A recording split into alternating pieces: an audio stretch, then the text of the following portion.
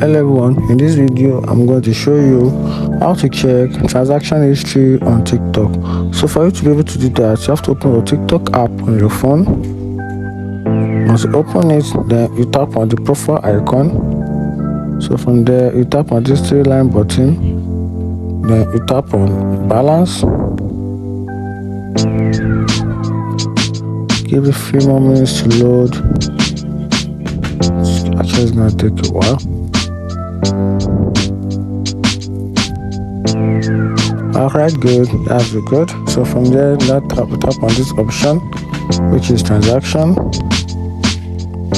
Then from here, you can view the list of all the transactions you've made on your TikTok account, and also you can check for all types of transaction, if it is purchase of coin or exchange for coin or subscription or withdrawal or withdraw for live, withdraw for videos or withdraw or reward for campaign or platform adjustment and others. And also you can also check through the dates. You can just tap on this drop down button here. Then you can easily access the date for which transaction you want to check. And that's it. If you find the video helpful, like and follow for more. Thank you.